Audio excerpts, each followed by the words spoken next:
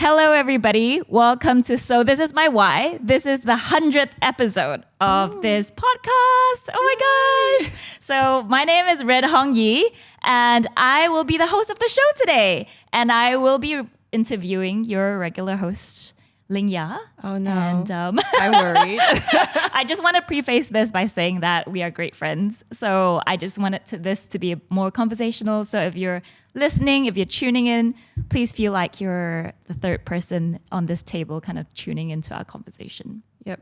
All and right. I'll try not to reveal too many secrets about you. Likewise, okay? It would be quite back and forth. If you do that, okay. If you do that to me, I'll do that to you.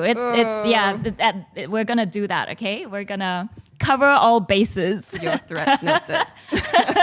But today I wanted to cover things like your background, definitely about your I had a little bit of a preview, like a sneak peek of your STIMY days. Oh. A little bit, like a couple of months of it. And then what it was like setting all that up. And then, that I think just interviewing all these people, that viral post, all the social media platforms you're on, LinkedIn now. Yay. And also what it's like engaging with so many amazing people all over the world. Like you.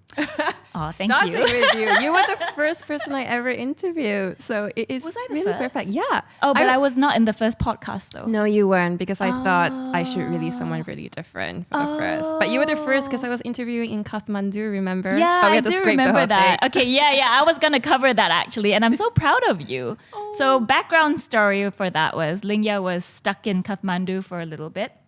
40 days. For 40 days, just a little bit. And she told me about this idea of doing a podcast. She actually told me about that before when we had lunch. And then she really jumped into it. I thought it'd be a pet project, just a really short one. And then she interviewed me. I thought, okay, all right, sure. Now I know. I'll be a part of this pet project. Now I know. I don't know this. And then after, I think it was 3 hours long as well. It was something really, really long. And then a few days later, she goes, "Can I interview you again?" I think the whole, the file was corrupted or something. And I was like, okay, this person really wants to talk to me. Oh, no. I do not know this. But look at where you are today. I know. We have this full setup. This is amazing. We have so many people behind the scenes. Yeah, I know. I'm trying to ignore them actually. Okay, so before we go in, because I want this to be more kind of informal, more casual, I wanted to start by going, hey Ling Yah, what's your MBTI? What's your Myers-Briggs personality Oh no, you had testing? to ask that question. E or I? What do you think? I. Definitely I. I do see a bit more E though right Really? now. I think so. I feel like this podcasting, meeting all sorts of people has brought out the E in you possibly. But I do see the I too. I think so. I think internally I'm still... So this is the weirdest thing. I remember when I did the MBTI test growing up, it was I remember it was a 70-80% I. And there was a period where I was really out and meeting people all the time. And when I did the test again, I remembered distinctly all my answers on the right turned to the left. And it became a 70-80% E. Oh, wow. I switched. I was a different person. Oh my gosh. Yeah, I'm keen to know what you are right now. Like if you had to redo your test. I don't know. Might be an E now. Let's I know see. I definitely reverted back to an I during COVID when I was at lockdown because I get comfortable with situations. So it's like, I used to be meeting people all the time. Yeah. And I'm suddenly at home and I'm really comfortable. Yeah. But then when I go out all the time, then I get energy from going out, which is very strange. But then I go home and I crash. Yeah. So I'm still an I. So I'd be curious to know after this episode, if you could work on your MBTI questionnaire and just let me know, let your viewers know on LinkedIn if your personality test result has changed after all this. Oh my And what are goodness. the others? You know, I don't know if my answer would even be correct because I remember talking to a friend and I told her I never believed in MBTI because the answer never resonated with me. Yeah. And then she said, I think you're an ISTP. Remember I told you I remember this? this conversation. Yes. Okay. I take these personality tests with a pinch of salt as well because I don't want to be boxed in. Yeah. But I remember you resonated so much with So that. much. I resonate so much with it. Everything they said was basically me. I would say 90%. The only reason I never considered me as ISTP and I never read the descriptions because at the very start they would always say, when you're a child, you love to take things apart. You like go to the car and want to see how everything comes together. And I go, nope, I have zero interest in this. I will not spend a single moment with any mechanical cars.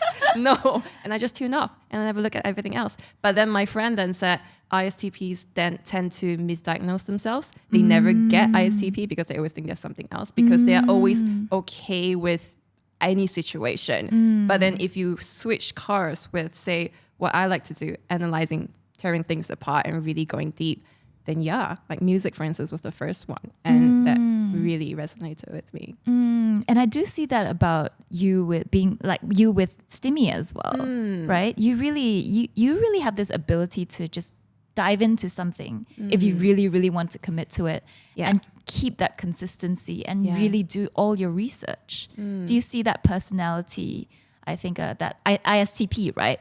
Like resonating and complementing what you do right now? I never thought of it in terms of ISTP. I always thought of it as just being me. That's just how I deal with things. Yeah. So most of the time, 80%, I would say I'm in between. Yeah. And when I say I don't have an opinion, I really do not have an opinion. Right, I really don't mind. But if I hate something, I really hate it. And if I love something, I really love it. And you will not push me off it. So for me, it's almost like giving myself an excuse of 80% of the time, I am very, very flexible. But when I care about something, don't touch me. Okay, noted. That's good to know. Thanks for sharing that. Okay, we're going to do a little bit of a bio intro. So I did a bit of research. This is my first time interviewing someone, by the way. Yeah. So I'm excited about it. I should also say I have no idea what's coming up. You haven't shared the questions. Oh, no. I'll be a good friend. Let's see how this goes. So Ling Yah Wong, like me, you grew up in East Malaysia. Yes. I grew up in Sabah, Ling Yah and Sarawak. I think we kind of bonded over that, being definitely did. East Malaysians. East Malaysians are better, right? We are. We both left for, we left abroad after high school. You went to the UK, I went to Australia. I didn't study law, I did architecture. You studied law in the London School of Economics. And then after that, you worked as a lawyer for 8 years. You came back. And this included working as an IP lawyer. Intellectual property litigator, to get that right, at Bacon McKenzie for 2.5 years. Yeah. And you are currently a legal associate for YTL, and you've been there for 6 years. Oh my gosh. So I got to know you in 2019, November. We're going there? 14, 15, 14. 14. Okay, we have our friendversary. Okay, It's coming up. friendversary is 14. The day I got together with my boyfriend turned husband is 15. Yep, Right, it's deliberate, right? So it will not clash. Yeah, okay. All right. And then I'm a little bit wary about how much personal stuff I should like sprinkle in here. But I met her. If you're sharing personal, I'm sharing your personal too.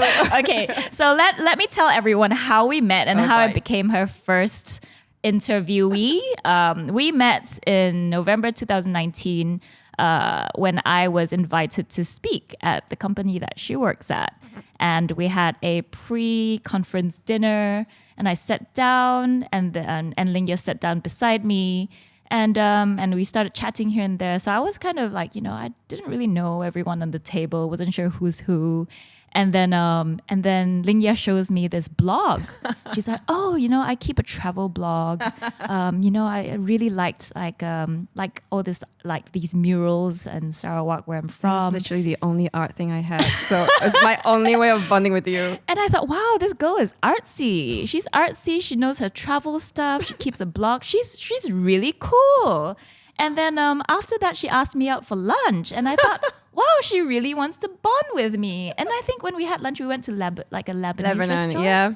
And we bonded over that. Because Yes. I was like, oh my gosh, I've been to Lebanon. You've been to Lebanon. Yeah. I don't know too many people who have Exactly. been there, like from here. And who love Middle Eastern Yeah, food. we really loved it. So I think we just really clicked like that.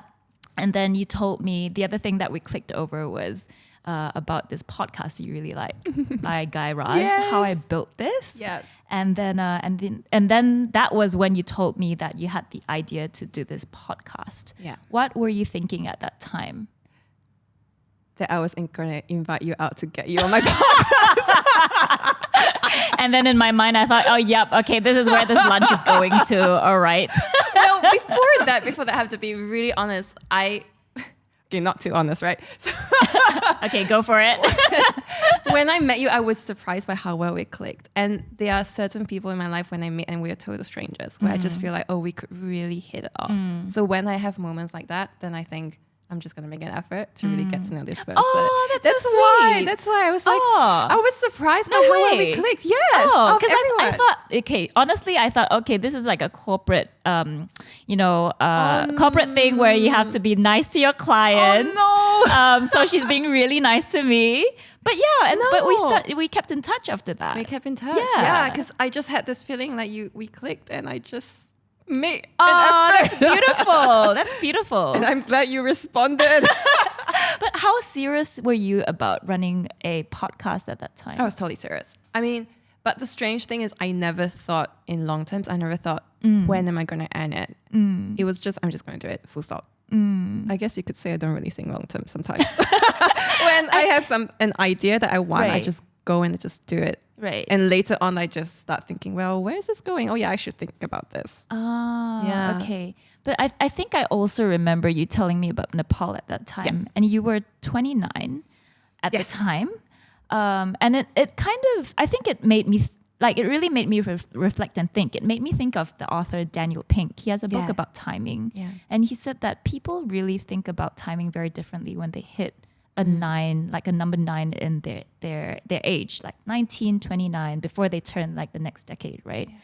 Did you feel that, was that why you did Nepal and why you did your podcast? Do you think that that timing, turning the next decade, the next year actually affected that at all? I really wish I could say yes, but the answer is no. Not even Nepal? Not at all. Okay. Not Nepal? So the reason for Nepal is Oh. when I was, I think 26, 27, for the first time in my life, Yeah. I went to Sabah. For the first time in life, I climbed Mount Kinabalu. I don't know if Yeah. I ever told you this.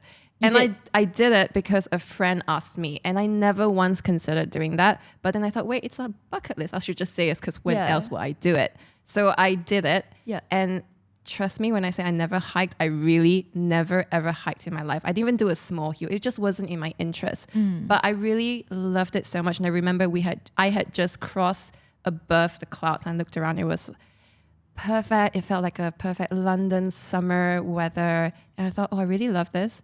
I'm just going to do Everest. It was just, this is what I do sometimes. I just have a thought and it just is, there's no logic to it. I just make a huge leap and decided I'm gonna do Everest. But I know me, if I don't set a deadline for myself, I would never do it. Right. And it's because I was around 26, 27. The obvious milestone was 30 because I knew I wasn't going to do it at 28. I might do it at 29, but hey, 30 is the limit. So when I was, and sure enough, the years passed by, I just didn't even bother trying to do anything. And then when I became 28, almost 29, that's when I thought, oh, hold on, I'm 30 next year. I really need to hold ass and do something. And so Right. that's when I pushed everything and I did Right, that. right. So there is a time factor to that. In the then. time factor, yeah, Yeah. but not in the way of 9 turning 10. It was more just I need a deadline and that was Yeah. an obvious milestone. Yeah. Why was Yeah. turning 30 so significant to you? It wasn't significant in terms of 30. It was just Like a deadline. it just coming up. it just makes more sense to say by 30 I'll do something as opposed to by 29. It seems so random. Why don't you just round it up?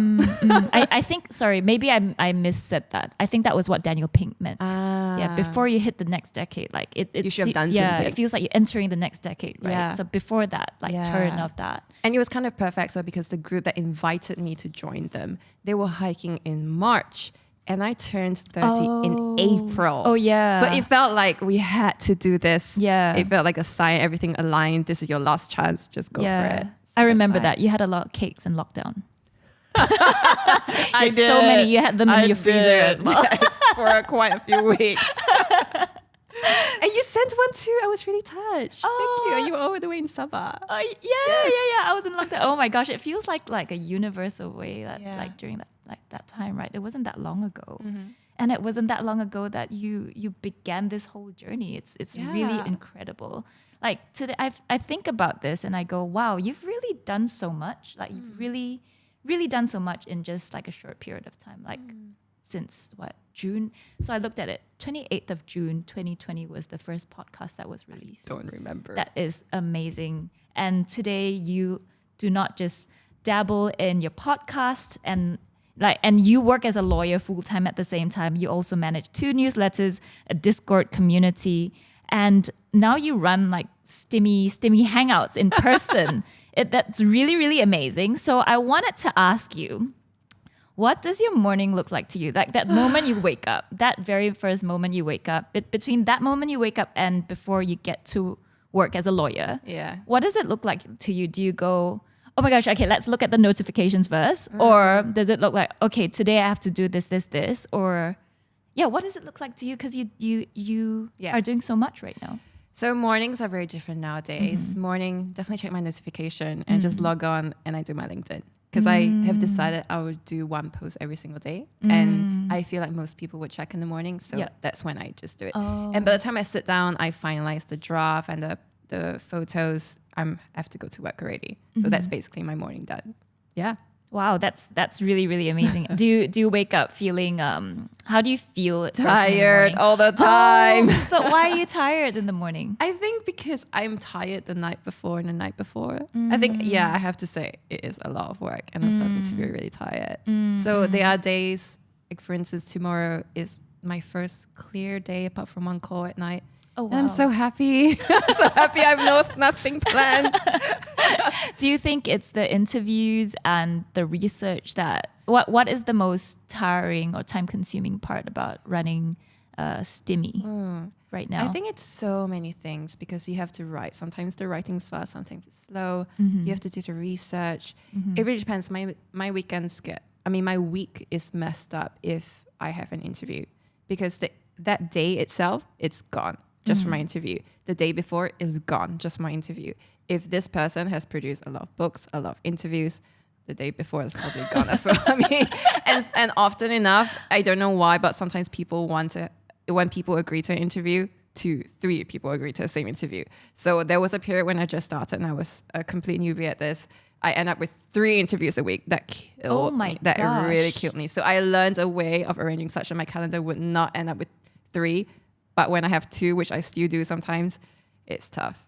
Oh my goodness. Yeah. How do you juggle, I guess, how do you juggle working in a firm 9 to 5 or 9 to 6 as a lawyer, and then doing this at the same time? What's helpful is that it does end at 6. So I tend not to, sometimes it does. I tend to be able to just say, okay, I'm done with being a lawyer at 6 and I can go home and just do my own thing. When you really think about it, by the time you get home, it's 7. And by the time you sit down, you're ready. It's probably 7:30 or 8. And then I tend to be on this thing until 1. Oh, wow. So that's really just a full day and you've got a whole weekend as well. So you really do have time for a second job, technically. You're just tired.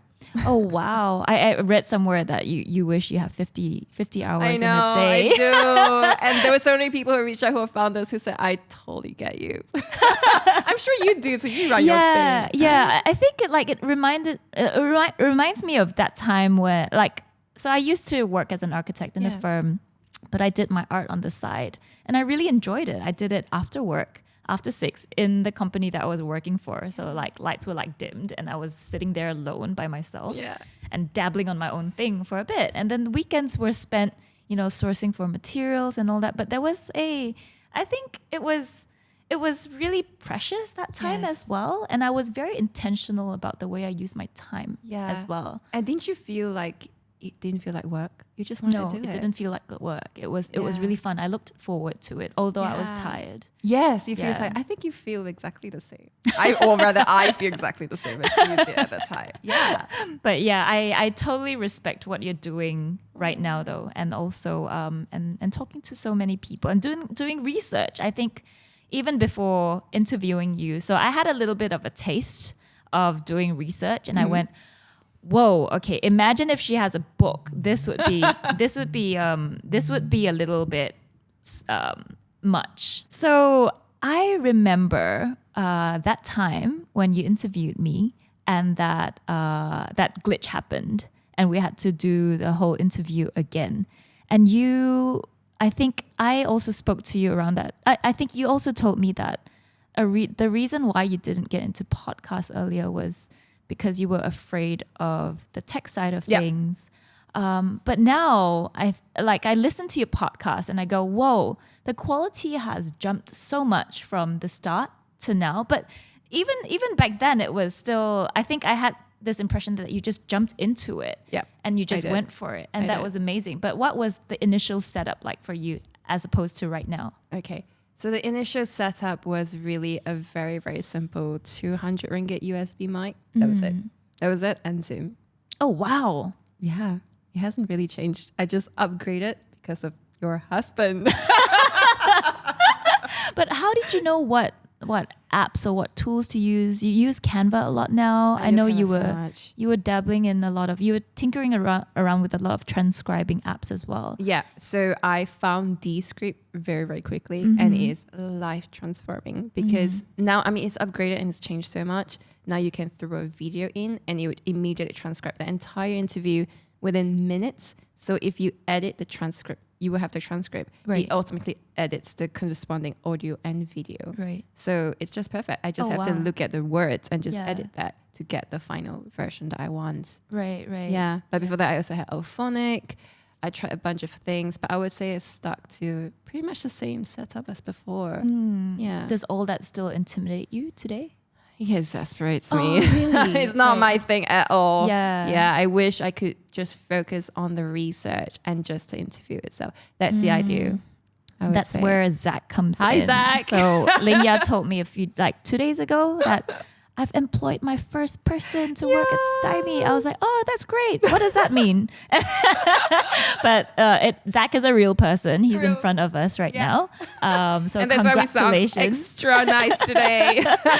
That's amazing. How about your setup? Like, what was the last setup? Like the 97th? It's the same. It's basically a really posh mic that Joe told me to buy. It's basically it. I mean, so what happened was you weren't around, but Joe was around and we were hanging out and he went, oh, you've got an interview. Why don't you just do it in the house? And so he set up everything. He had a really nice camera. He had all the mics and he just went, try this mic. You will never go back. And I tried it. And the next day I went, Joe, I bought it. Yeah, I just needed that push because it sounded really good. That's amazing. Yeah. Do you have any advice for people out there who are interested, who want to probably start interviewing people, do podcasts, but are afraid of like the complexity behind it?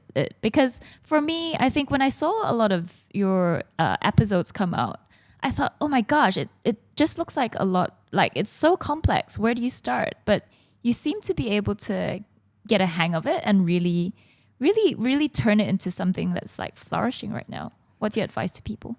I think I always knew that everything's figure outable. Google has the answer to everything. It's just that the answer is really general. So what you have to do is spend a lot of time just digging. So if you find page 1 answers, read it. They tend to refer to something else and just go deeper and deeper and deeper. Eventually you find the really good sources and you find that everyone is saying the same thing. There are only so many options for uploading on the host. There are only so many options for editing, so many options for recording an interview. And it's really up to you to then go, which ones fits me best? And just try. Ultimately, it's just doing, I would say. Yeah. You can't really go wrong. Right. I have a question about that though. So about platforms, right? You upload your episodes on Spotify, on YouTube, on Stitcher. Yeah, Stitcher. Why do they have to be on so many different platforms? Do other podcasters do that too? Yeah, other podcasters do that too. Okay. So I have a podcast host, so I only have to upload on one place and it automatically sends it out to everyone else. So the thing about podcasts is it operates by an RSS feed. So the moment you just link your RSS feed to everyone, it's on, say, Amazon as well. The moment everyone has it, the moment it's updated, everyone gets it. So I actually never touch Spotify or Apple Podcasts. The most I do is once every half year check to see the numbers, but I don't do anything. I just go to my main host, upload, done. Right. Yeah. How about social media then? Because all right, so how did it first start? So I know that you uploaded your podcast and then you did upload them on social media. Yeah. You started with Instagram and Facebook. And then you went to Twitter. Yeah. So what was that? What was that experience like? I would say I started with Instagram because before I did the podcast, I was already dabbling online and I was curious and I realized that I had last started my website when I was 10. I don't know if I ever tell you this. What? My first ever website was when I was 10 and it was with this site called homestead.com, and I was super proud of it. I had hundreds of comments in my guest book. I was very proud. Wait, what? I was determined to get a lot of comments, and I stopped using this website only because Homestead went no paid. I mean, not free, it's paid. And then I just stopped because GeoCity looks really terrible. And I never touched it again. But somehow along the way, I just thought, I want to start writing again. And I met a friend who said, I can link you with someone who can help you start writing. And for some reason, I just thought, if I'm going to be writing online, I need my own place. And so that means I need to start my own website. And I just went and just figured it out. So I started my own website. That's why I started the travel blog. And then I thought, well, if you're doing travel, you have to be on Instagram. I've never touched Instagram beyond posting one photo every 2 years. I guess I have to dig into it and figure out how Instagram works. And so that's when I went on this. I set myself a goal. I'm going to get 1,000 followers in 30 days. I got in 40 days. And after that, I decided, amazing. I was not interested in being an influencer. This is not my thing, but at least I know what works. And so I guess you could say of all the different platforms, bringing back to your question, Instagram was my most familiar because I already spent 40 days trying to hack everything imaginable to figure it out. Right. So FYI for everyone, I think that was the travel blog that she showed me when we first met, and I was very impressed. And then you showed me some of your other blogs that you wrote. I think after when you were at Kathmandu, you were like, okay, I just finished another post, and you showed me. It was pretty long, I have to say, because it's very very detailed. SEO. Oh, that's me. okay. That's me. Always having a target. I'm not just running a travel blog. No, every single post I post, I'm going, I want to hit number 1 on page 1.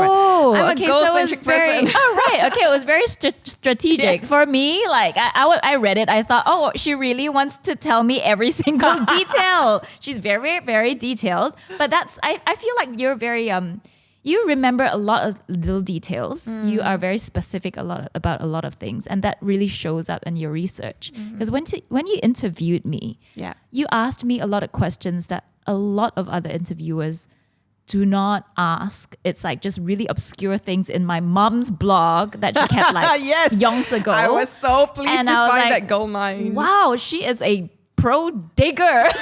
Stalker. So I feel like because you would call me sometimes after a few interviews with other people, and they have given the same feedback, right? What are some more memorable ones? Ooh, what a good question.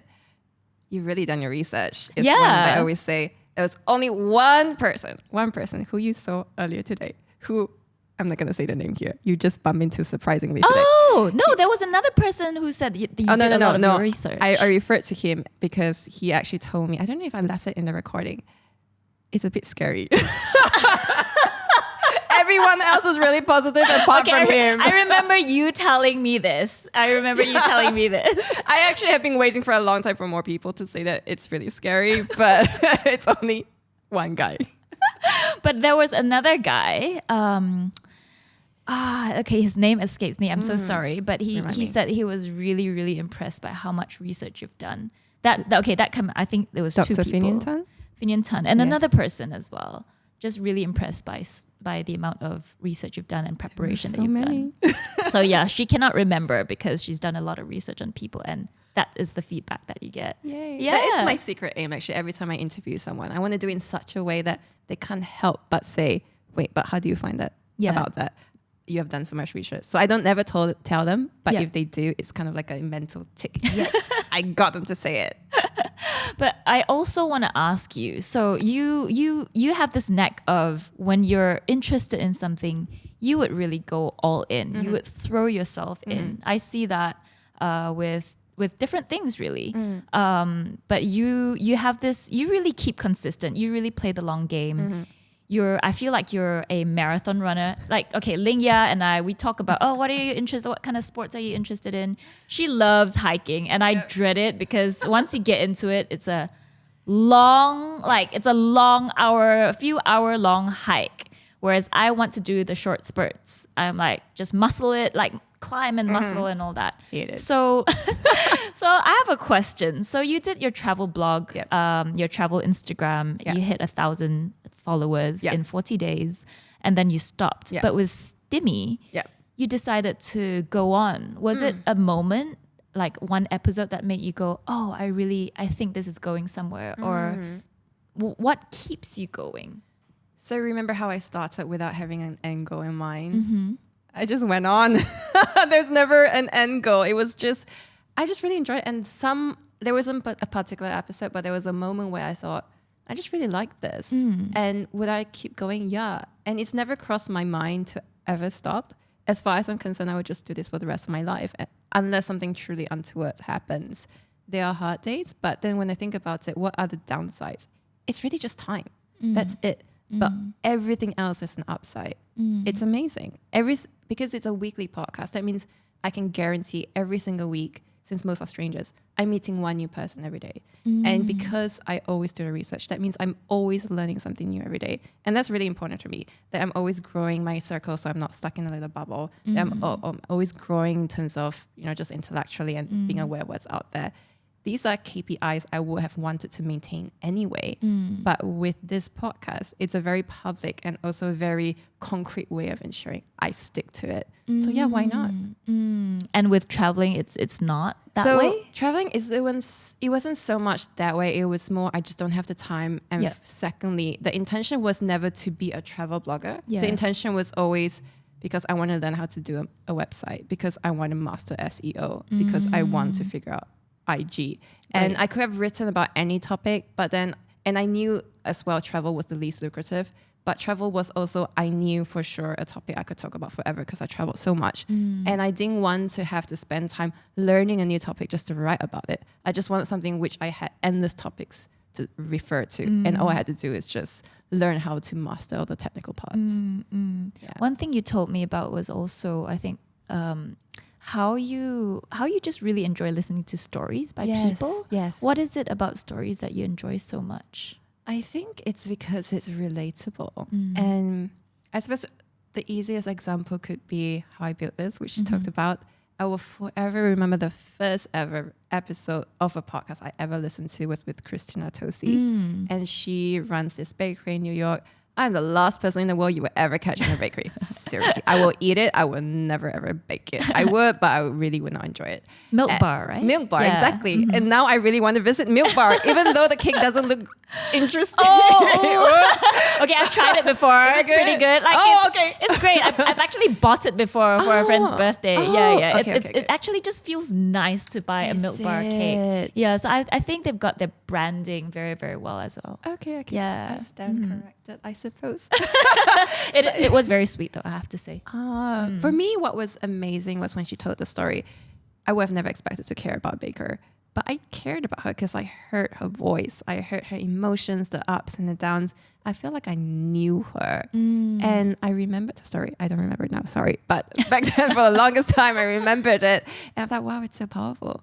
And when I listen to other things where I'm just talking about really technical things and there's no narrative to follow, I just was completely disengaged. Because the thing that maybe most people don't know is that I'm not actually an audio learner. I'm a visual learner.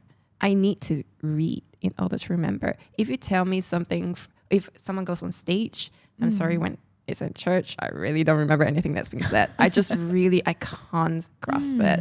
I need to see it.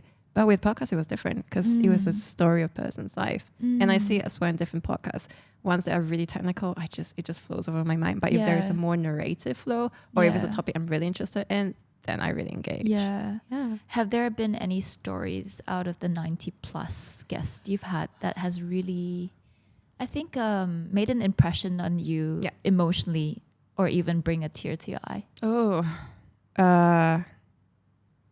I guess I could talk about the episode I have released that I talked about earlier today. Oh, it's your first time hearing it. Yeah. So it's with a former secret society member from Singapore.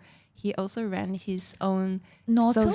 Yes. So it's Nautil, yeah. So it's Nautil, which is... it's pronounced like noble, but the B is replaced with a T because he became a Christian. So it's almost like a T across.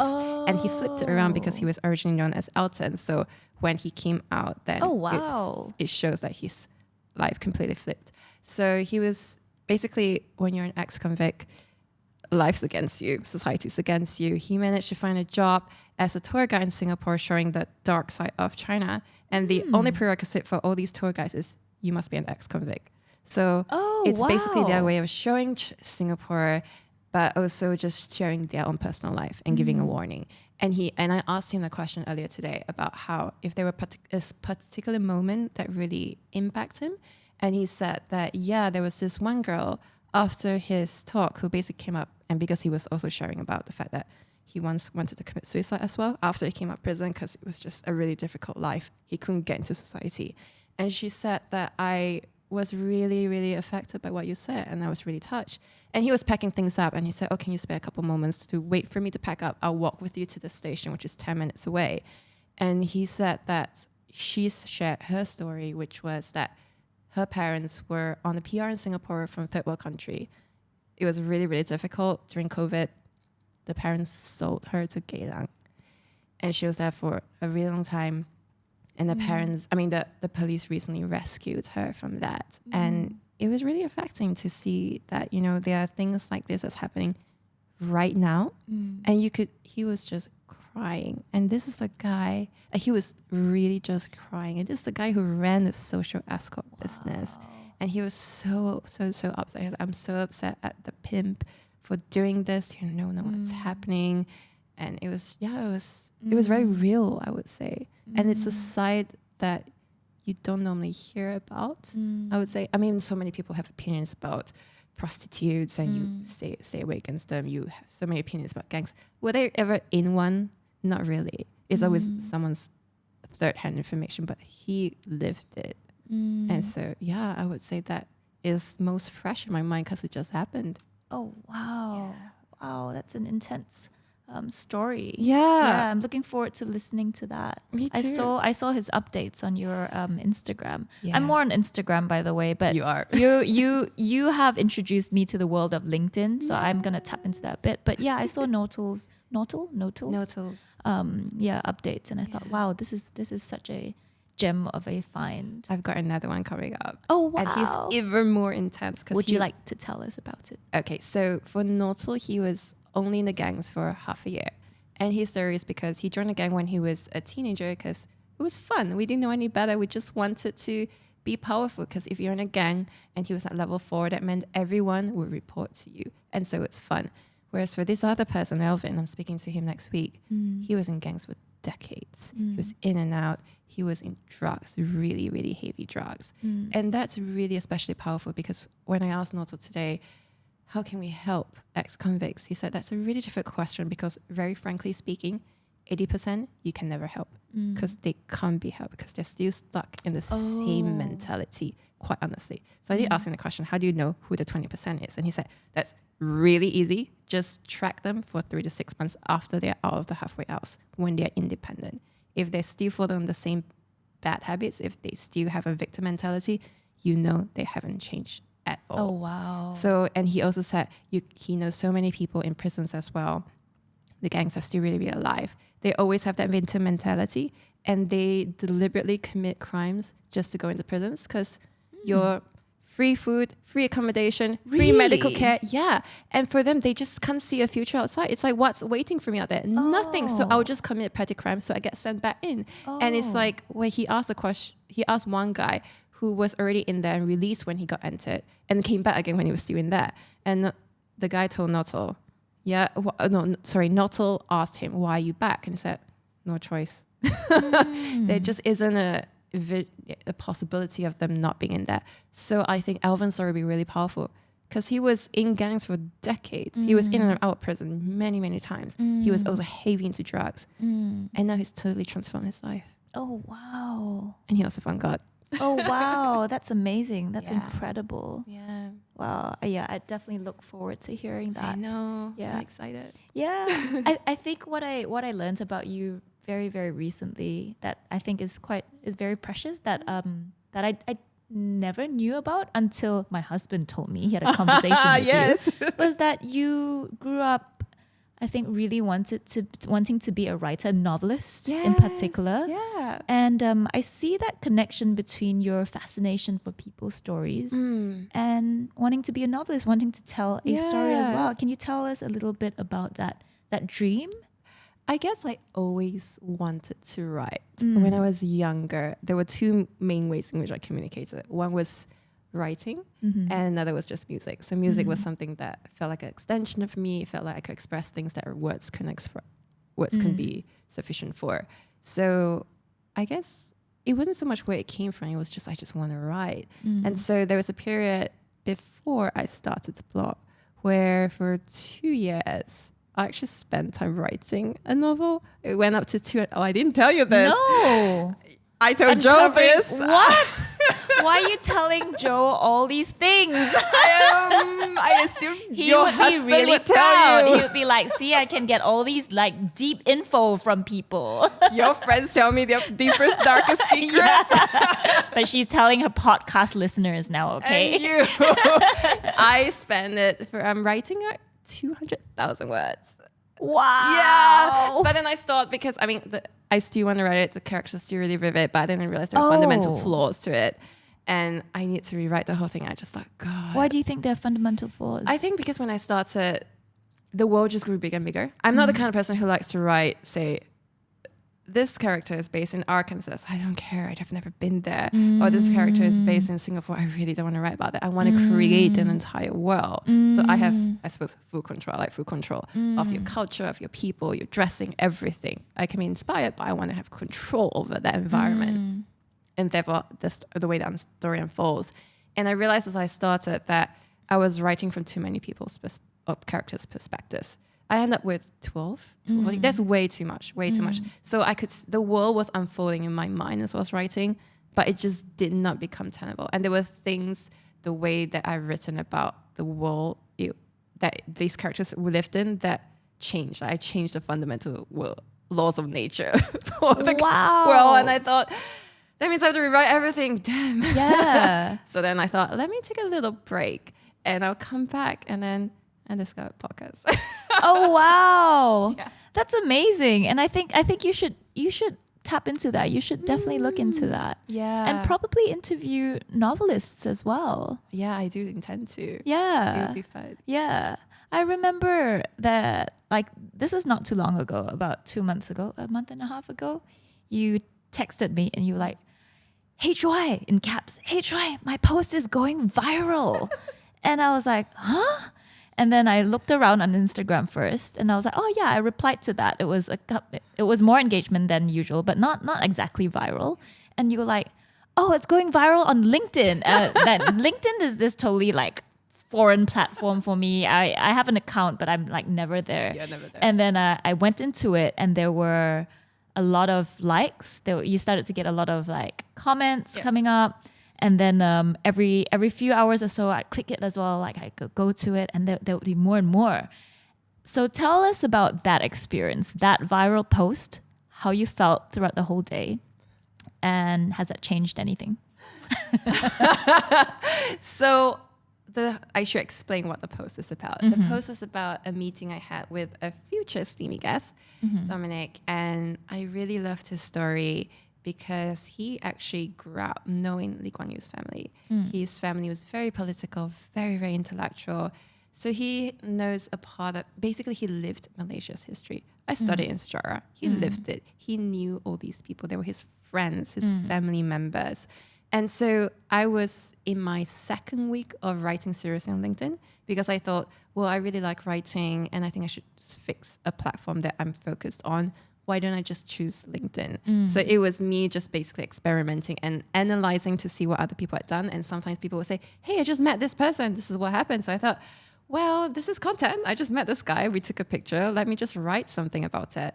And so I wrote it. And my first line was, Malaysia is a mediocre country. Okay, I remember reading that like first thing, I think in the morning before going to work. And I was like, whoa, she has like a strong opening line today. And I showed Joe immediately. I was like, Joe, look at this. She thinks Malaysia is a mediocre country. So that definitely caught my attention too. And I started like chatting with him about it. Oh, and wow, I think I didn't know about this. Yeah, quite a Does he agree? bit. Like, Does he agree? No, he was not really. He looks at Malaysia with rose-tinted glasses, lenses. I mean, we lived here, right? So we know the ins and outs of it. So he was like, no, Malaysia's beautiful. Malaysia is very beautiful. From your lens, Joe. But of course, Ling Yah was trying to, stir things and provoke. So I think I left a comment. Oh, did and you? then I think I did. I don't think you did. I did. Yeah, I definitely did. I said something like, okay, it wasn't about that post. It was, I actually sat there with my accountant a week before or something like that. Oh, yes, I remember. Alexis, no, that was on Instagram. That wasn't on LinkedIn. Instagram. Only Instagram. I'm talking about Instagram. Oh, okay. You're on the wrong platform. It's different. No, so this is where it gets interesting though, because I think you were a little bit frustrated with the engagement on Instagram. Yeah. And Instagram has always been a platform for me. It has always been like my go-to. It's my portfolio online, basically. But it doesn't seem to be able to get that engagement that you want to need. And probably because it started now. Yeah. Yeah, until LinkedIn, and also when you started writing too. Yeah. Yeah. It's true. So I wanted you to talk about that post and how writing on LinkedIn changed everything for you. I think writing on LinkedIn, that post went viral. So you did ask what that day was like. Yeah. I think. Sure. Was it blur? Tell me what it was like at work, because I feel like you wouldn't have been able to concentrate at work. This is why I'm sitting here going, were you sitting in the toilet cubicle and refreshing the post? It was an amazing day for those that were listening. Yeah, I mean, you had a cat meme going like that. Yeah, that was my expression going, and like, what? She is not going to be able to concentrate. It was just crazy. Yeah. You could see people just liking and just... I was at debating. Full-on debate. Honestly, I haven't gone back to the post to read the full debates because it was so intellectual. And I thought, well, I'm out of my depth. No, okay, I read all that. I was like, whoa, I would love to see Ling Yah reply to all this. Now, you're super clever, you're amazing and all that. But I was like, well, these guys are going, they're going deep into politics, man. It would be flaring up. But yeah, it was amazing. I just watched and I thought, wow. At first, I thought maybe it would hit 1,000. Oh, it hit 1,000. And some friends were saying it was going to hit 2,000. I thought, okay, 2,000. And it went past 2,000. It went 3,000. And it went past 3,000. I thought, oh, this is really good. And you started to get a bit more of a following there. A lot more, I think, from that particular post. About 3,000 followers? Yeah. It was huge. For your Ling Yah page instead of So This Is My Why though, right? Yes, for sure. So on LinkedIn, what really people really resonate with is the personal page, not the company page ever. So yes. So that was something I recently learned, because before that I had been posting on LinkedIn, but it was very much snippets from the podcast itself, mostly with the company page, and I will repost with my personal, but sometimes I will use the personal and then the company page. But I didn't really care and I didn't really think about it because it just wasn't a platform that I cared about at the time. So yeah. So this time you posted with your personal page. Yeah, because I was really intentional and I decided this was second week of me just posting something on LinkedIn. That was more personal. So I'd never been personal before. It was just regurgitation of whatever people said. But for the first time, for the past 2 weeks, I've been written something that was more, this is what I think, this is what I've done. Yeah. And And I also feel, at least for me on Instagram, what resonated with me was a photo of you and the person that you were going to be interviewing. And I thought, I can see what's going on. I can see that they're actually interacting. It's not like an online avatar thing going on. I actually didn't realize people would care. I just thought, I am sitting with him, let's take a photo and let's just put it up. I didn't realize people would care. But people did. Yeah. And now you have how many followers? 5,003. That's amazing. From that one post. No. So it's grown every day since then, because I've been posting as well and I've been doing a bunch of things on there. And it's not as viral as it was then. Yeah. So in one day I grew by 3, which was a lot. And then after that it's tapered down. It's a lot more steady, but it still grows. Yeah. Do you find it encourages you with creating content for STIMY more than before that? Oh, definitely. Yeah. Definitely. Before that, there were moments, I always wanted to continue, but there were moments where I just went, I'm really, really down. But this feels like there is a community that's waiting for me to share. And they are people that you actually know, because if they comment, you can just click through and see the entire CV, right? Yeah. And they are intentional with their comments and really thoughtful. Yeah. And I just like that. Oh, wow. I just like thoughtful comments. I'm so happy to hear that. Thank you. I understand that too. Sometimes when you post things up and no one kind of reacts to it, it can feel like you kind of, who's actually listening here? I put all this effort into it. Right? And with the podcast as well, it's ultimately just me speaking to a wall. That's really it. And you just don't know who is listening, because with the podcast, if you go to your host, you see the download rates, you have no idea who they are. You know which country they are from, But again, you don't know if they listen to the whole thing or not. Just nothing at all. But what kept you going though when you did not see that much engagement? Because that happened for a while, right? A long time. What kept you going? It just never crossed my mind to quit. Oh wow, That was just really? it. Yeah. The thought of me not doing just never crossed my mind. It's just unfathomable. I don't know. Seriously, you'd think that if there was not much traction, that Yeah, I did you know, wonder whether I was not talking on the right topic. I was not Yeah. I was making it too long. So I thought of all these things, but to stop, not really. It was just something that you enjoyed doing and just I enjoyed just putting out enjoyed it. there. And That's at the amazing. end of the day, the kind of people I speak to are not people I can get access to ever until I have this platform. So for me, at the end of the day, when you really think about it, if I want to talk to a potential client, I can just reach out to them and say, hey, can I have an hour and a half Yeah. to chat about your life? Yeah. If I dig into your life on a personal level for an hour and a half, I like to think we've established a Yeah. link and we could talk about it after that. It's just something different when I go Yeah. into any kind of meeting. People want to talk about it because no one else is doing it. So Yeah. it just makes, I have more interesting things to share, even though it's a reshare of what someone else said. And it just brings me so much benefit, I guess, Yeah. that it just never crossed my mind to stop. Yeah. Have you ever been intimidated by any people that you were supposed to interview? Like because I think there are at the Yeah. start of the podcast, Yeah. you would tell me, oh, I'm interviewing so and so and so. I have no idea about this field at all, Yes. and I thought, oh my gosh, this girl is brave. She is brave, and she's jumping into it, and she did it so well. But it made me even wonder, you know, are you afraid at all? Like, do people intimidate you? Do you go through imposter syndrome? So 2 parts to that question. First part about the whole, I don't know anything. That was deliberate, and that's why STIMY is so varied. Because I always knew from the start, every content creator would say, the riches are in the niches. And I really thought about it. Should I niche down? Should I focus on just one category? But then I thought the whole purpose was for me to learn. And I also knew that I always have a blanket view in the world. I don't know what I don't know. And I don't know that I have assumptions and biases until I'm challenged. So this interviewee has an interesting life. I'm scared because I don't know about the industry. Oh, the more reason for me to do it then. Because I know when I corner myself, then I have no choice but to dig down and do enough research to pass off an hour and a half worth of conversation with an expert in that field.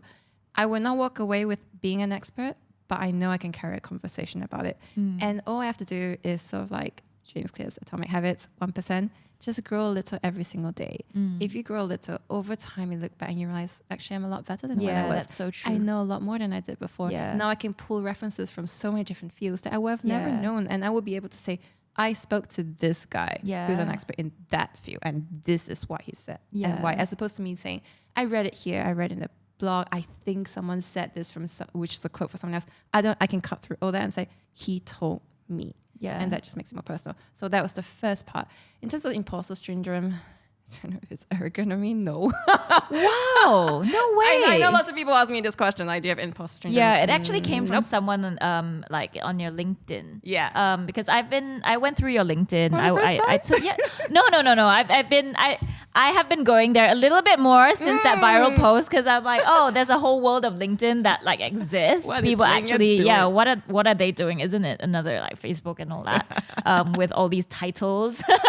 But no, I took a couple of questions by Ooh, people, and yeah. that was One of them? that was one of the questions about imposter syndrome. If you don't, that's amazing. I don't, because I'm just too busy, I guess. And I think what helps, again, the reason why I don't have imposter syndrome is stories as well. Because I've interviewed so many different people. I've read so many stories. Without exception, every single person who's successful will say, I suffer from imposter syndrome, Yep. even now. So if the most successful person in the world that I'm aiming to be has imposter syndrome and Yeah. I have it, that means it's normal. Who cares? Move on. So I definitely do have moments where I go, oh, maybe this isn't as good. Well, I did my best anyway. I'll just move on. Yeah. And so long as I know I tried my best, yeah. then that's okay, Yeah. because I know I will get better. Yeah. So you don't get too hung up over, say, mistakes or maybe days where you go, oh, I could have done better. Yeah, Like I that. mean, I suppose that's a pro and a con. So the pro Yeah. is I can just move on. The con is I don't think too much. Wow, That's amazing. So I used to get quite hung up over things like that. Actually, yeah, I used to get quite bound by that, and then but I'm more. I think I move on a little bit more now. But I do like it does like I do ruminate about it quite a bit. I don't know if That's it's necessarily amazing. so good though. I think you need to be in between, and I'm not really in between. I think I Okay, need to maybe we think need more. to look for a middle ground somewhere. Okay, so I guess that leads me to a question from Alia Alsha Fadil. Yeah, okay, so she goes, on days when you don't feel like doing anything, what's the one thing or practice or thought that energizes you? Have there been days where you go, oh my gosh, I just want to take a break from doing this? Yeah, like tomorrow I just want to sleep, but I can't because it's the day to release a new episode. When you release a new episode, why is it so much work? Because it's the okay, I can imagine. Because when you release a new episode, you have to go through, you have to edit everything, then you have to draft the intro and outro, you have to record it and edit, put it together, put the sound together, then you upload it, but you have to draft a copy plus the title, you have to submit it, you have to create the copy and also the website itself, you also create the social media, you have to put it up. Okay, that's a lot. But I didn't know that happens on the same day. So I tend not to be able to do it on the same day. So that's why you don't see it released on the same day because I just can't keep up. Yeah. Wow. Yes. That's off to you. It's a lot. So I find the social media side of things, I love it. I do enjoy marketing and branding and all that quite a bit. You're but really good. But it takes so much time. It really takes time away from my actual art. Yes. And I do find that I need help. But I find that when I get help, that voice kind of disappears a little bit. Like I can't, like I have to be the person to post about it at the same time. So I don't know if you're going to find that about what you do, because you're going to be the person who's hosting it, doing research. And then if you have a team around you, maybe for me, maybe it's a micromanaging thing. I don't know. I have for no me. idea. I haven't got a 10-person team. I would know I'm not there. But I would say certain things I would always keep, for instance, and there are certain things I'm not too precious about. So design's not my thing, seriously. But yeah, I think you've done a really good job, though. Thank you. Thanks, Canva. And you have a nice logo by a friend, Thanks, Joanne.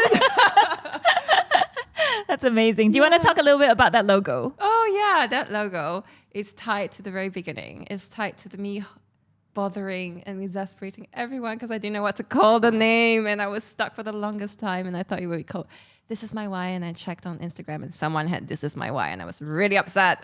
And I thought, oh, what should I call it? And someone said, why don't you just add a soul? So it was added as that, and then I thought, oh my gosh, I need to come up with a logo. I don't know what it is. And I met Joanne at the same time as I met you.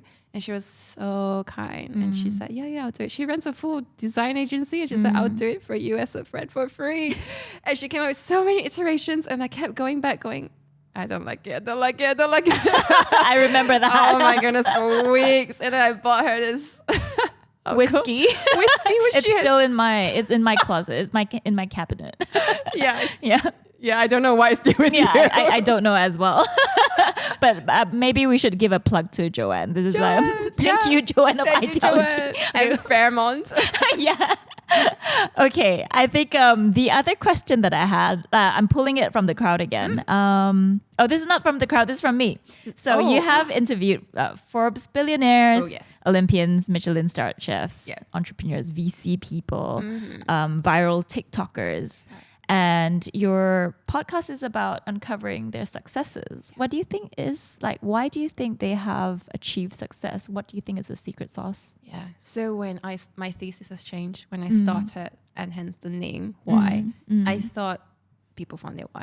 That was it. And it was just a question of how do I uncover my why and how do I make it a reality? And I realized that actually what tied many of them, because so many said, I don't care about my why changes. They were so ambivalent about the why question. And what really tied everyone was the fact that they were really curious about something. They didn't care about it. They just really dug deep into it, even though there was no career, there was no clear path beyond the mere curiosity. They really spent time. They became an expert. Then doors started opening. Serendipity happened, and they end up where they are.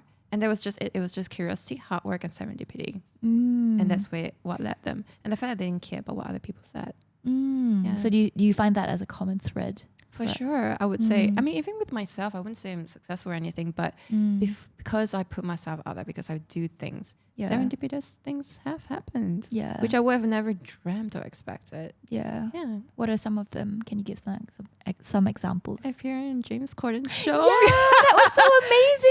Oh my gosh. And I'm meeting James Corden's boss for breakfast in London and going to a taping, the live taping of their London show. Yeah.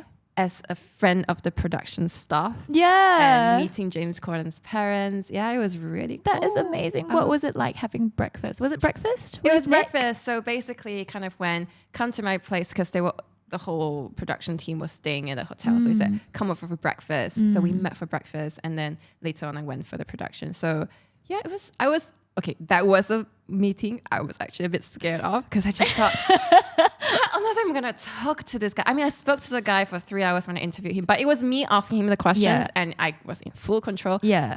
What do I talk about to him now for an hour? It could be about anything. Yeah. So you know was it also because it was in person, so it was different? The in-person part didn't bother me so much. It was more just, that's what we were talking about. It's not like there's an intention. It's not like I want to get into late night. There was nothing behind it. It was just, hi, let's meet up because we've never met. Like, there was no agenda. What is this about? Right? Yeah, exactly. And he was so nice. You just wanted to meet in person and catch up. No, actually, I wanted to meet. I was the cheeky one because I was following all the monologues and I went, hi, Nick. So I realized you're in London. I happen to be in London at the same time. Do you want to meet up? And he said, yes, because I'm the kind of person who would just ask, right? If you don't ask, you don't get. So that's something I've learned from you for sure. Yeah. Yeah. You don't ask. It's really, really true. And so I met up with him. And guess what? We spent so much of our time talking about. I've never told you this. Web3. What? I was educating him. Wait, what? You never told me this. Yeah, I never told you this because I was in the middle of interviewing. I thought you guys were talking about his work. So we did. Yeah, we did, and he told me about the realities of behind the scenes and all that, right? But after a while, I started talking about the kind of people I was interviewing. I was in the middle of Web3, and for some reason, we ended up talking about Web3. And I could tell he didn't know anything about it, and just went, "This is everything I know." Yeah, I should talk something about something. And you sounded like a pro, I'm pretty really sure. Do. Okay, let's talk about Web3 then. Let's talk about Web3. Just a little bit, not much. God. We'll talk about the interesting parts, okay? Yeah. So how do you feel about Web3 now? Let me tell you background. Okay, again, we have Joe. Joe needs to be somewhere here. Okay, it's okay. So Joe, my husband, Ling Yah was there by the way, when all that, when I first met Joe on Bumble. So she saw me swiping on Joe's profile. Do you remember? I showed you. Yeah. Do you remember after you came back from your first meeting? And then what should I review? I can guess. I was like, do you want this person? Yes. Have you ever told Joe this? I think I may have. Actually, I think I have. So, okay, background info. Maybe, before we go into Web3, because this is going to lead into Web3, let's talk about dating. Fine, let's talk about it. Like a little bit of personal touch. Everyone would sit out and listen to this, right? Okay, so Ling Yah and I met. When we met, we were... I was at the tail end of this other relationship. We're good friends now, but we were, when I moved over to KL, we were both single, and I was like, okay, I'm ready to meet people. So I was on the apps. Ling Yah was very chilled. Ling Yah is chilled about this thing. With a Bumble bro advising you. Oh yeah. We have a mutual friend who is a Bumble bro. Pro, he met his it sounds a little bit seedy, but he met his now wife on TikTok. No, it's not TikTok, sorry. Bumble. No, Tinder. Oh, they met on Tinder. I can't remember. Yeah. But he was giving us advice. CD. He was giving us advice. Yeah. So I was on this thing swiping. I think you were on it as well. So we were. No, I wasn't until you succeeded. And I thought, what is really? This thing? Okay, but yeah, we bonded over all these, I guess, profiles, and I showed Ling Yah, and she saw this other person that I went out with as well. But eventually I met Joe, who is a crypto guy. Yeah. So I went for a couple of dates with him, came back to Ling Yah and said, he's this guy who's into Bitcoin. It sounds so scammy. And we Googled. Yeah, we both Googled. We were like, who is this person? What is Bitcoin? All that kind of thing. So that was our That was Yeah. our intro into crypto. And then before I knew we it, had no idea before what I it knew was. it, you did Memebank, and I went, "What is going on? Why is this girl doing NFTs? She's really into this thing." Okay, so, So I during blame you for pushing me over the ledge. I was still on the fence, going, "Okay, it's an interesting thing. Everyone's talking about it," and then you went into it full on, and I thought, maybe it's time. But you sat Joe down for a couple of sessions and really like drilled him and asked him. He was so to tired tell after you, a while. tell He you was all exhausted. about Web3. And now you know, and I'm so proud. You know so much about it. You really dug deep into it, and you bought your Caveat? first NFT. Caveat, I know how to talk like I know about Web3. I'm very good at that. I think I interview enough people to know how to sound like I know what I'm talking about. But if you really know your space and you dig deeper, you realize I have nothing left. Okay, but you've been to a couple of Web3 events here, though, right? Oh, one Yeah. actually with Oh, Joe. only one? You've been to a few. What? Yeah, have you not? Have I? I thought you. What other events have I? I think You because, have been. Okay, I think because you're in like some of the NFT Asia chat groups and like some. Oh, yeah, I other, just watch it. Okay, right. I just don't go. Oh, okay. I've never Because I done was gonna Yukon. ask you, what do you think of the community here? I And don't know. I don't know. because I think they are trying to build a community here, right? I know and some of them, I suppose. So some Yeah. of them I have met because of you guys. Oh. Joe. Oh wow! It's all through you guys. Different. They're different. They have a mind of their own. They're independent. They're doing on their own thing. And How do you feel about the whole space? Because you've interviewed quite a few of them as well. it's not going to be my career. I don't know. I guess because everyone keeps on talking about the fact that it's new tech, the space is evolving so fast. I'm not a tech person. I can't fully appreciate the tech. So that means whatever I say will always be superficial. I can't truly appreciate the advancements. So whatever I do is what all these other marketing person is, which feels so snake oil salesman like. It just doesn't feel genuine. It doesn't feel like I'm really pushing the folder. So if you put it another way, it's a way of selling memberships, and then it can allow you to create community. Then in a way you could, but I wouldn't do NFTs for the sake of NFTs. I wouldn't enter Web3 just because it's Web3. That's good. That's very honest. Recently I spoke to some people, one of my promo guests who was on the podcast. He was deeply in Web3, and I was asking him things that I always ask. For instance, who else could I interview, and what other content and what kind of pivot should I be doing? And he was so full on into crypto. And the whole time I was going, I don't want to know. I'm tired of this. And you could see the devastation on his face. He literally had no other suggestion for me beyond crypto. Because clearly this guy's been in the OG, he's been in the space for the longest time, still doing it. He loves crypto, and I can see the passion. That ain't me. I would talk about it, but I'm not crazy about it. But how do you choose your next guest though? Because I remember there's a few times I told you about, so-and-so, Jeff Ranjo, the Disney Pixar person who created Olaf. And you just immediately just like, I can see that you want him. And you come to me one day, I think this was like last year or something, I really want like a drag person on my show. I was like, wow, like it's so varied. How do you pick? Do you pick based on what you're interested at the time? Do you think about a certain direction? I think we talk about this quite a bit. So this part where I'm supposed to feel guilty because I No, it's okay. Do not feel guilty.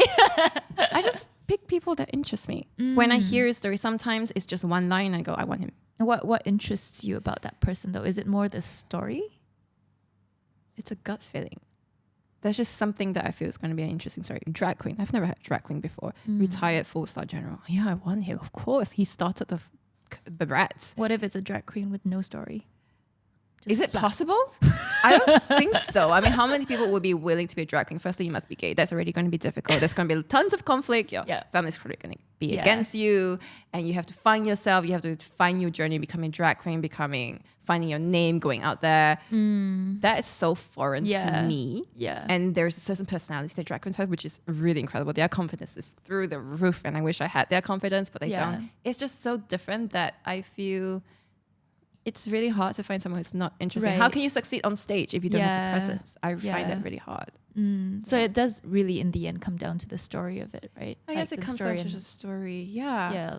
Like what life they've lived and what life has thrown them as well. Yes. Yeah. I think that's beautiful. And that reminds me of like what you said just now about Notal as well. Yes. Yeah. It was just, I saw Notal's story and Elving, the next guy is coming on, because of our grandfather's story. And I interviewed the co-founder, Kayan. That's why I know about Kayan and our grandfather's story, which is a beautiful media platform. It was started by a bunch of kids in school who did it for an assignment. And they went around this video, these untold stories in Singapore. It went viral such that this group of college students decided after graduation, we're going to start a company, and the company's still running. And so their purpose is to show all these very special untold stories. And one of them was basically these two people who were ex-convicts who are now doing all these walking tours to Singapore. And I thought, I want you. That was it. I just swiped through the carousel and I just decided on the spot in less than a minute. I just want you on the podcast if you're open.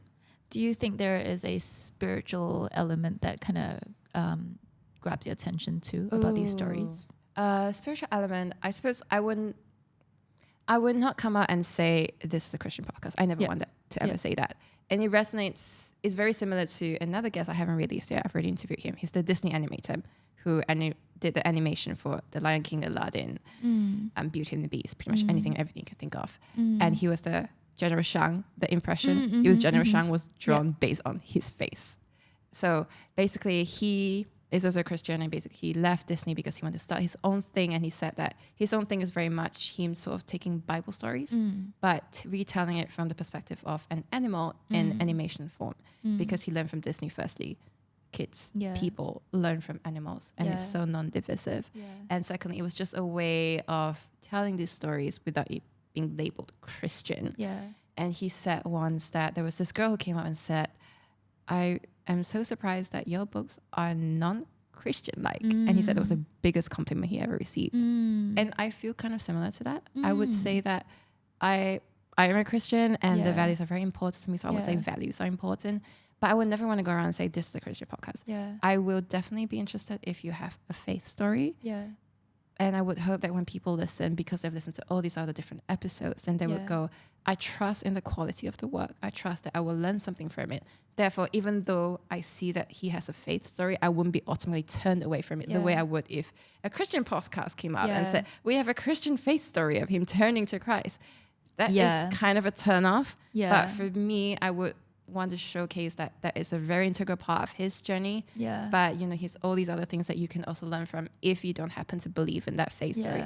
But at the same time, I'm hoping if you hear it, something might resonate with you. And if that's the path that might be open to you, then I really hope that that's what happens. But if not, that's okay as well. I really appreciate that. I think it's really beautiful that you're able to.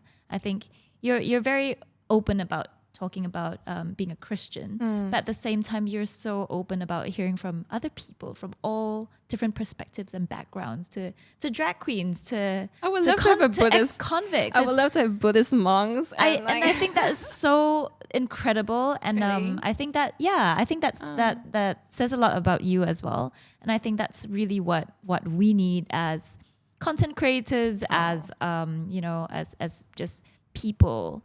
Especially living during this time. We don't need more polarization. We don't need more boxing. We need different perspectives, and to be able to still say, hey, I'm proud to be this religion, this race, this background. This is my diversity card. But I want to hear your story as well. And I find that from this is my why. Yay. Yeah, I really love it. And I feel like your followers would really resonate with that too. I hope so. Which brings me to the STIMY Hangouts. Oh, wow. Because you got to meet them in person. I did, so, for the first time. Yeah, can you give us, for those listening, if they do not know about what STIMY Hangouts is, can you give a little bit of a background for it? So about a month ago, because I was already on LinkedIn, I thought on a whim, because so many people have been saying you should do a physical thing. And I never did it because it is so much work. And I just didn't have the time. But then I thought, it's been 2.5 years. Let's just try. So on LinkedIn, I basically wrote a post and I said, does anyone want to meet someone new and interesting? And that post went viral. I was shocked that the sheer number of people who were interested. So we created a Telegram group, 60 strangers joined, and then 30 people paid to appear. And I thought, oh my gosh, like 30 30 strangers who were really excited to come. And I had so many other people who messaged me personally who said, I really wish I could come, but I can't, but I want to go for the second one. So many. So I did that one and it was really, really amazing. I was really worried and I kind of said, let's do it from 12 to 2. But by the time 2 o'clock hit, it felt like the event had just started. And so many people also said that. Oh my gosh, yeah, it was that's really amazing. special. We were there for 4 hours. Pretty much everyone was there for 4 hours. Wow, so it went like way beyond what was way beyond. planned. I mean, everyone seemed to really connect. There were so many people. I asked them, me doing my market research, would you like to do a second STIMY Hangout? And so many people would say, I would be really sad if you didn't do a second one. And there was this other the group of people as well who kept on going, we need a STIMY conference, we need a conference. And I thought, wow, that's a really big step up. Are you thinking about that though? I would Did you love give to that? do that. I would love that because thing. that's how we met at the conference. Yeah. I was in the committee. I've been in the committees for conferences for 7 years. So I do know what it takes. I do know what it takes. Yeah. I really need a big team, like seriously. So it's a big step, but I would love to because I feel as though the kind of conference I would want to do is fun and it's different. And I've been to so many and it's dry and it's boring. It's about networking. But I feel that you can do networking in a fun and different way and still meet new and interesting people. Yeah. Yeah. I With to turn things I look forward to STIMY conferences. Yeah. So I wasn't there at the hangout because I had something going on back home, but I really, really want to make it for the next one. I don't want to miss out. I have a little bit of FOMO going on right now. I shifted the date just for you. Oh, thank you. Okay. I will try to like block out that date right now. So can you tell us a little bit about what happened that day at the hangouts? Because you had a lot of really cool ideas that were very unconventional compared to, I think, the other hangouts or like get-togethers that I've been to. Web3 ones. Don't go through that. Yeah. So an auction like going on. Cookie, like a cookie entrance ticket thing. So I basically said the entrance fee is bring a small bag of your favorite cookies. And there were 30 of them.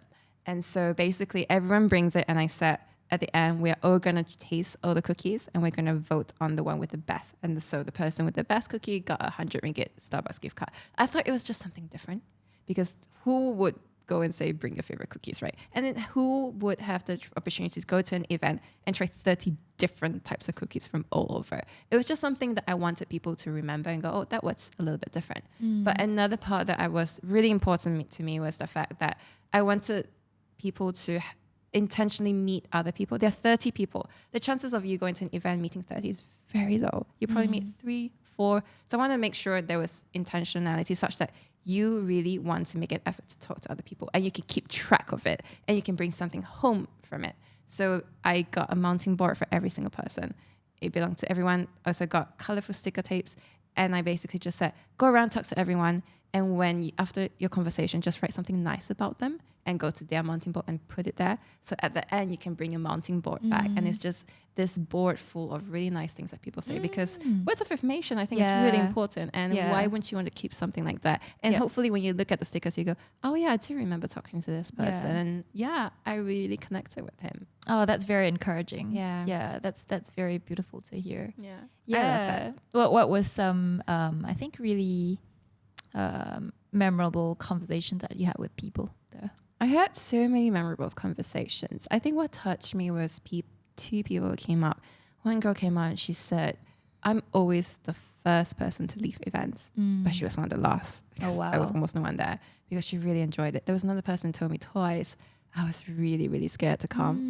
Apparently he stood out there for a while. He was really scared. But he was also one of the last ones to come, to leave. And he said, I just really, really enjoyed it. And I'm really glad I came.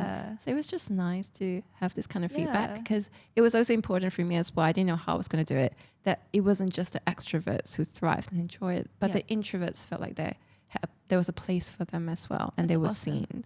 So it sounds like they were. I hope so. And I feel like it's also your content draws a certain type of crowd as well that resonates with it. That was the thing that surprised me and the thing that still puzzled me all the way up to the event. I was like, why on earth would a bunch of strangers want to hang out? Like, why would you want to come to an event I'm doing? That's my question for you. Why do you think they were there? So I have a friend who I asked this question to, and he basically said, I would want to come. I just can't come because of conflict, but I would want to come. And I think all these people want to come because or STIMY, because that is the deciding factor. If you like that podcast, I would probably like hanging out with you, because it is a very serious podcast. It is very long form. Not many people are going to enjoy it. It's not going to go viral. I don't think so. But if you like it, chances are I will like everyone else who likes that kind of serious intellectual content. So, yeah. I think it's not just the podcast, but I think some of them probably found you through your LinkedIn writings, though. I think so. Yeah. There were a few people who and said they that. resonated with that, right? Yeah, surprisingly. Yeah. It's basically reading a personal diary. Tell me about it, because like I check it a little bit more, and every now and then I go, wow, she has content every single day, and she talks about like you know, some of them are really lighthearted, funny, and then it usually starts with this like bam sentence at the start, and I know what you're doing. You're trying to get their attention. But do I get it? I think you do for sure. Yeah. But what is it like writing every day, and how do you kind of come up with new content to write? I just enjoy it. I think sometimes I'm sitting in the car, I'm walking. Sometimes a line would just pass me by, and I just immediately open my phone and just write it. Sometimes if I have a little more time, the whole post will write itself. I can't explain it. It just writes itself, and I'll just write the whole thing and go, yay, I have one content. Thank God. Do you experience any writer's block? I remember being asked this question once. No. Wow. Not really. So I have block in the sense that I know exactly what I want to write, but I can't find that opening line that I want. And I can get stuck for hours and hours, and it really frustrates me. But not really. I think it's also because when I was really... Okay, I didn't tell you this Again. either. When I was really, really, really young, I was a teenager, and I really loved this fiction. It was I think it's 14 books long. And so I found online there's this writing. You did tell me about this. Yes. So there's this writing forum where you can basically be a part of the community by writing a bio of a character. You make it up. There are some limitations. And then you go through and you rise through the ranks through writing. You have to go through a certain class. You have to do a certain event. And so you write from your character's perspective, and then you wait for the other person to write from their character's perspective. I wrote, thousands of words every single week. I was so engaged in it because there were certain writers who wrote the most amazing prose I had ever seen in my life. And I wanted to write with them. How special it is to write with these special people. And I see their character responding to me with the most beautiful writing ever. And my writing really grew in that short few years, I would say. I used to write with the most bombastic words. I would always use the thesaurus. I would always use the biggest, most flowery language in the world. Yeah. My paragraphs were so thick and long. Yeah. And they reached a point for some reason where something in me switched, and I just went, just keep it simple, man. Yeah. And I remember there was one person who I was interacted with who said, your writing really improved. Wow. And for some reason, that phrase really stuck with me. And I thought, I kind of always knew to keep it simple. And I just somehow never did. But now that I have, it's just stuck with me, I would say. Yeah. That I totally resonate with that because my mom told me that as well when I was in high school. Yeah, about writing. So I think my mom writes pretty well. She actually studied literature. She does. It's very engaging. Yeah, she writes really well. And starts fires. Yeah. Chum mom. Okay, that's my mom. She has a bit of a following on Instagram about huge food. Following. She advises you on your Instagram. Yeah, she does. She's like, your writing you need to be more specific about how it tastes and all that kind of thing. But she did tell me that when she was I think her feedback from her lecturer was the same thing as well. No cliches. Try to avoid cliches. Try to avoid big seemingly complex, impressive words as well. And that occurred to her when she read Amy Tan's Joy Luck Club. And she was a big fan of Amy Tan. And she said, read her book. And I read her book. And she was like, she doesn't use complex words, right? It's very, very simple words, but it really draws you in. Yes. Yeah. Yes. I really like that. I think when I see really long, 3, 4, beyond paragraphs, I really turn off. And I'm a skimmer, I have to admit. But okay, I am surprised by that because you can read so fast. You can research so much. I don't know how you do that. I'm a great skimmer.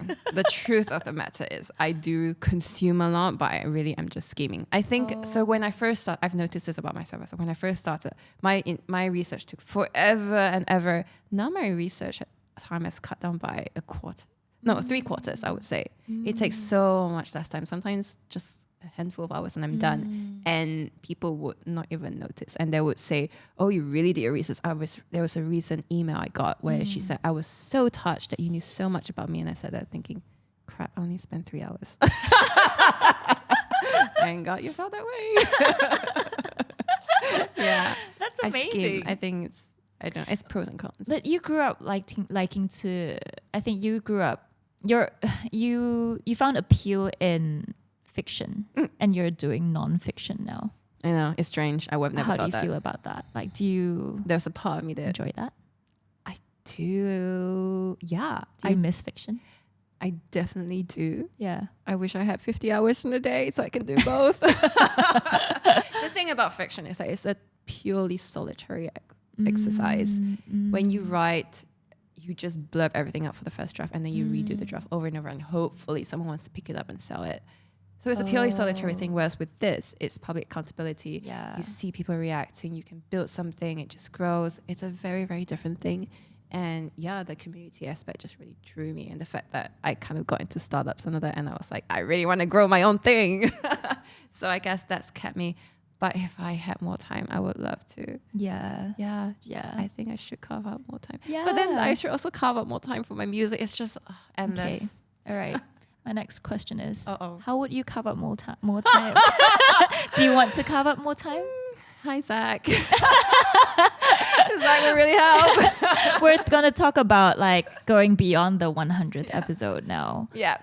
What's going to happen after the 100th episode? Do you want to... I'm guessing that you probably not stop. I don't intend to stop. Yeah. I love to write more. I love Do you to think work that- with more people. I think I would do more physical if Mr. Money doesn't kick me out of his studio. Because that's where we're recording right now. It took a lot of effort to settle this up. But it would be really nice to start doing physicals, Yeah. I would say. It does make a difference. It's Yeah. really nice. Yeah. But I'm just not a technical person. This will kill me. Trying to figure this out. It will take me so away from everything else I'm doing. I would say that, and definitely doing more LinkedIn writing. I'm writing for a number of people as well. And it's really nice because it's different. I've always told my own story. I've told other people's story through interviews. But what I'm doing with writing for other people is basically them telling their story and me writing on their behalf. Because, and it's really interesting. A lot of people would say, I'm just really shy to share my own story. I don't know why I don't have that inhibition. I just don't care. But they have an issue, and they also, I suppose, would say writing's not their thing. But I just love writing. So for me, it just seems like a really easy fit for me to step in. And it's just storytelling in a different form. So I would say just growing more of that as well. Yeah. Is there a specific direction you're going to take after the 100th episode? Are you going to take a breather to think about it, or are you going to continue with the same format? I don't intend to take a breather. There was one guest who worked, and I haven't released the episode either. She worked at Christie's. She also worked at Playboy New York, head of marketing. She was so fantastic of our interview. She gave me half an hour free advice on how I should do my branding. And one of the big concerns I had the whole time, and we had so many conversations about this too, right? It was just, am I too broad? Am I too broad? Should I niche down? But then I really love the variety. That's why I niched down on just Web3, because I thought maybe this is my thing and everyone's on fire and everyone's throwing money on this. I don't know. I felt like you were not super interested. Yeah. Actually, it was more like tapping into some kind of but you did, but you did a lot of research, which is I did. amazing. Like it's that's your strength to be able to do, like, dig into something that you're not familiar with. That's not your not necessarily like your field. But you were able to do that. I know how to make it sound like I know what I'm talking about, because I'm actually not really talking. I'm just asking the question and just letting you take the stage. You know how to ask the question. I know how to ask the question. I've done the research. I think it's easy for anyone to have a 1 hour conversation. Really easy. You don't even need to prep. But if I really prep, gosh, I can go on forever. I don't think it's easy. Oh. Tell me how your experience has been. I feel like what's obvious to you or me is like not obvious to you or me sometimes. Really? I'm like, what? Why? Writing, you can just like go like that. I'm like, oh my gosh, I have to plan so much. I have to like, You were really just like stressed. go to the gym first or something. It's just like a big block for me. Yeah. So I think what's like easy for you might not be necessarily easy to blindingly obvious to people. Well, I've sometimes. seen the way you do your art, and I gotta tell you, when I watch you, I just go there, and no way I will ever do what you do. I have absolute zero interest in this. Oh no! I respect it so much, and I will promote you, but I just am not gonna do this. It's not mine. It's okay, but at least you entertain me by going with What my is like this street thing? art bros to go like painting the streets and all that. Illegally. Okay, illegally, but then we found out it was with permission. So Yeah, so Ling Yah it's was not very, graffiti. yeah, she was very, very unimpressed by that. Yeah, I know. I was even more impressed when they painted over it. Huh? Yeah? Remember? Our should I say Well, yeah, our big bros. Our big bros went over and just painted proper. Oh, right, proper yeah, artwork, yeah, so yeah, they yeah. burned our art. That's Yeah, a street yeah. art They got term. rid of it. They thought it was not that great. It's the only time you could have seen Loya in action. That's her street name, by the way. Lawyah. Yep, you heard it here first. Okay, I have a couple of questions Oh, wow. from your followers. We're gonna wrap the end of this doing interview really with well. whys. Really? Yeah, Okay. No, love it feels that. like we're like chatting, right? We're just Yay. chit chatting, catching up. But we're gonna go with our whys. So, are you ready? Okay. Okay. So, all right. This is a question from Tyler Chin. Has your why changed over the years, and if so, how has it changed? If not, were there times where you faced doubts about the whys? The That kept you honest going. to goodness truth is the whole reason I started this podcast. Why? Is because I have no freaking clue what my why is, and I'm still looking for it. I would say, so I wish I had an answer, but I would say it's still a journey. And I've come to realize that it's okay to be on that journey, even though I wish I had an answer, but I really don't, because like we mentioned earlier, ultimately what binds everyone who's quote unquote successful who appear on the podcast is not so much the why, but the fact that they found the curiosity, dug into it, became really good, and all these opportunities came up. So I would say just going with what I'm interested in, and who knows what will happen. I mean, I got an offer for a book. Can you That's believe amazing. it? That's so amazing. I'm so Yeah, excited about I that. know. Yeah.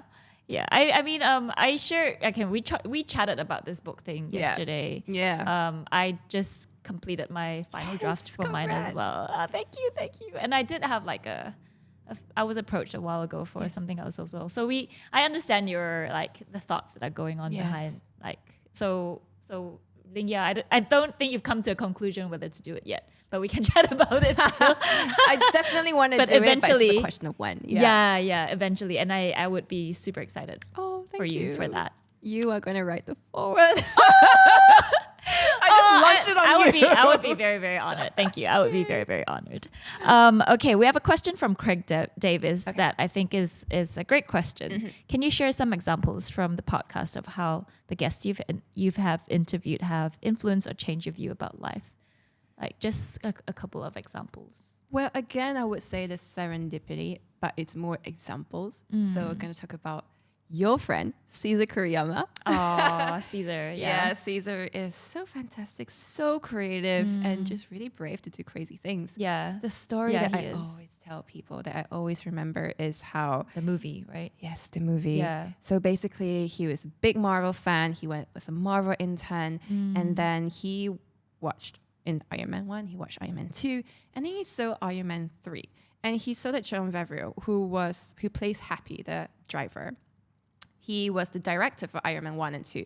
He wasn't the director for number 3. He was just the driver.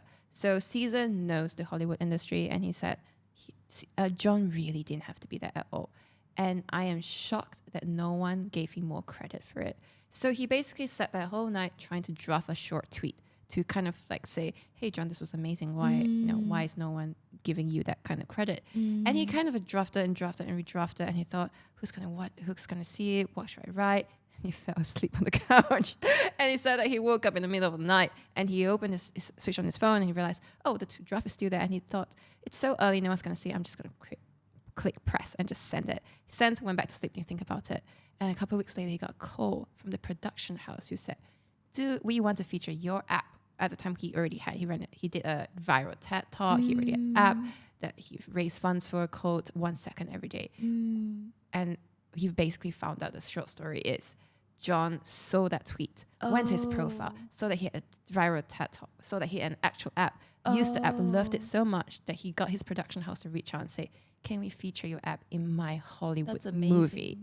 Isn't that crazy? That's crazy. You just never know, right? You send one tweet and you can get your product into a Hollywood movie. That's advertising you cannot ever imagine getting for free. That's crazy. So it's just things like that changed my mind, make me go, anything is really possible. And the only thing that's stopping you is you. So you just got to do it. You just got to put yourself out there because you never know. You just need one person to see your thing and you could change your life. And it has happened to so many people before. Yeah. That's so true. Yeah. So just taking that step to show your work and to show who you are, really. Yeah. So that's why I'm kind of more bullish right now on LinkedIn because it's more professional and people that are serious and care about what they write and is linked to your career.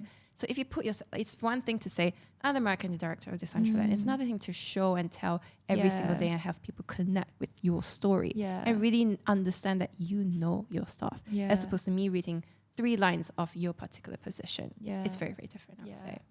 Okay, you've given me a... You need maybe to I show should go more. on LinkedIn then. Do you need a ghostwriter? Oh my gosh, it's just another platform. I mean, it's cool to see that. I did think about that, but oh my gosh, another platform. But I think the end, I think it also depends on what platform works for you, right? Yeah, you have to know what your purpose is. You can't just be on everything just for the sake of it. If your clients are not there, then you don't need it. Yeah, you really don't. Yeah, and I think also this was what I gathered at the conference that I was at, like in Europe recently. Oh, and it was THU. THU, and it was things might change really quickly too, right? Like that might be another platform because we were talking about the topic of social media. You know, the next platform for artists, because it's Instagram now for artists, it might be something else. So be prepared for that change and how you might have to I think be fluid in how. What was the advice? I think it was that right now it's on Instagram. Put all your stuff there because it's like, I mean, it's a portfolio for us. Make sure it looks good. People are getting hired there. But it might not always be Instagram. Next thing might be something else. And it might happen really quickly too. So don't be afraid of change and be flexible about it. And don't go, oh, okay, you know, it's a drag to have to like switch to the next platform. Like it might help you. So just be open to it. So that was the advice. Oh, wow. Yeah. It's true. Okay, another question from someone from the crowd as well. Have you ever questioned your own why? And well, we're both laughing. We're both laughing because this is a question that we do talk about. If this why is what pushes you to still do this even 100 episodes, does this why still push you? And have you thought about, you know, if this is enough? I think this person gives me too credit. I don't think that deeply. I just want this and I just do it. That's it. I'm sorry, I don't think that deep. What have you thought? Okay, maybe what do you think is your why now? Why are you doing this podcast? Why are you living this life right now? Someone please give me the answer. I don't know. I just feel like there's something that in me that compels me. I just really enjoy it. And it never has felt like work. I feel exhausted all the time. But it really is non-work at all. I look forward to, I shouldn't say this, work ending so I can do my non-work. I look forward to weekends because I have more time. I just really enjoy it. It gives me a lot of personal satisfaction, I would say, to grow something, to connect with people, and to see that people resonate with that as well. And it's really different now because people are responding. There's so many comments I'm getting personally who are saying, I will always support you. I will always be there for you. Anything for you.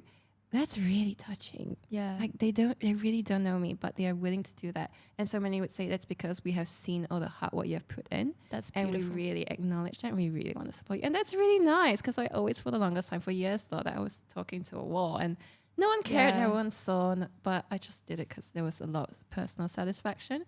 But now it's slightly different because it feels like I'm not alone. And also what we talked about the whole time, serendipity and just going on that journey. I love it. There's no negatives apart from time. Let's just do it and see where it goes, I guess. Yeah, I think that's a great answer. And I sometimes really think that it doesn't have to be a complex answer for your big why. I don't think so. I think it can be as simple as that, and it can be as simple as, I just wanted to do it and that's it. Yeah. And that really is the thread that joins everyone in your podcast, I believe, too. Yeah. Yeah. So yeah, thank you so much for this time and congratulations again for your 100th episode. No worries. I am so proud of you as a friend, as an interviewee, a past interviewee, and as a listener. Wow, and I'm so proud of you for doing a fantastic job for your first ever interviewer position. Woo! How did she do? Amazing! Yay! Well done. Thank you.